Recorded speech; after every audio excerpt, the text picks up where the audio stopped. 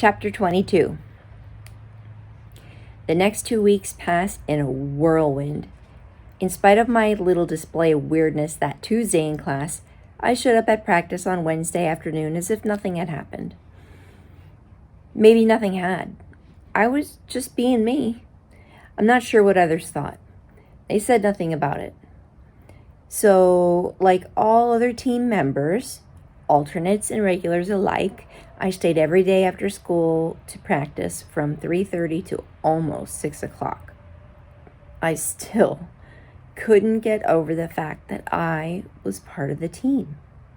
Okay, truth.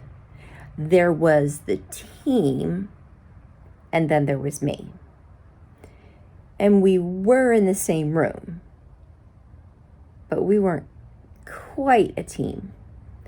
They appreciated the fact that I usually got the answers right, but when Mr. Deming gave us multiple choice questions to answer, I had to think for only a moment, then hit the correct answer on my machine. But lots of the preparation involved fast and furious back and forth discussions, and I had trouble adding anything to what was being said most of the time. One of the longest one-syllable words in English language is screeched, Connor announced one afternoon as he chomped on a raspberry Twizzler. That's a good word for melody, Claire said. She snatched his candy and took a bite. I couldn't respond, and nobody else bothered to. What do you call that dot that goes over the letter I? Elena asked the group. I knew the answer, but it took me too long to spell out the word. It's called a tittle. Amanda answered quickly. Like the brain of a fifth grader. Ooh, snap, said Rodney. I had planned to type snap when she said that too. But I was too slow. The group had already zoomed on to another question. Gee, they talk fast.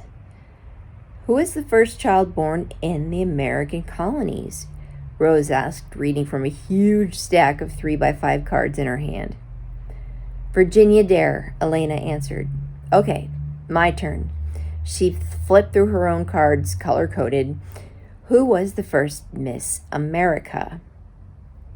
That's dumb, Connor said. They're not going to ask stupid girl stuff like that. You don't know the answer then? Claire asked him. Of course I know, Connor replied with a snort. Margaret Gorman in 1921. She was 16 and probably looked better than you. He and Rodney were the only ones to laugh. Rodney jumped in then. I've got a nasty question. What is pediculosis?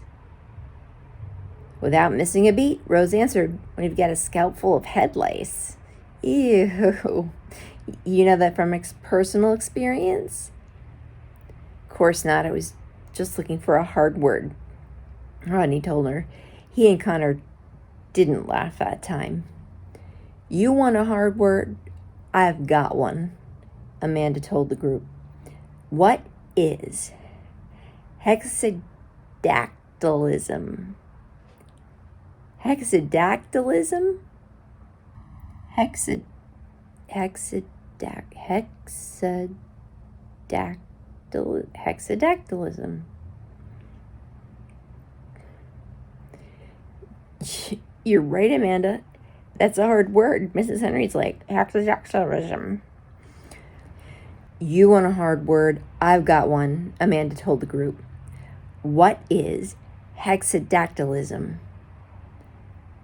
That seemed to stump all of them for a minute, so I had time to tap on number 6, followed by the word fingers. Then I pushed play so they all could hear my answer.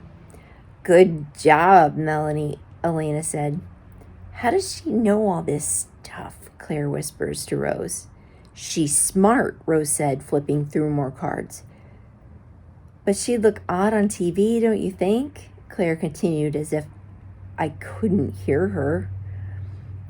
I was ready for her. I had typed a couple of things the night before, so all I had to do was push a button. TV makes lots of people look funny.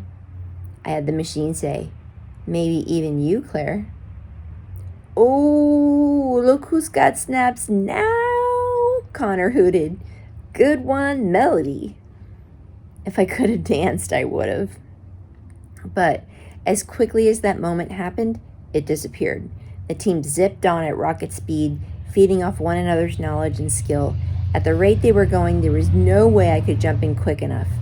I listened, however, and remembered it all. What's the only rock that floats? Pumice. How many chromosomes does a human have? 46. What was the first state to allow women to vote? Wyoming. What's Mr. Deming's first name? Wallace. We all cracked up at that. At the end of every prep session, Mr. Deming gave us another official quiz from national headquarters.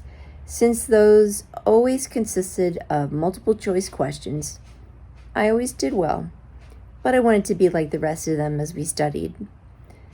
One Thursday in the middle of a practice session, Rose's mom ordered pizza for everyone and had it delivered to the school. Your mom rocks, Connor said. You're easy to please, Connor, Rose replied with a laugh. Everybody rushed to get the hot, spicy smelling slices from the box. I was starving like the rest of them, but it just sat there.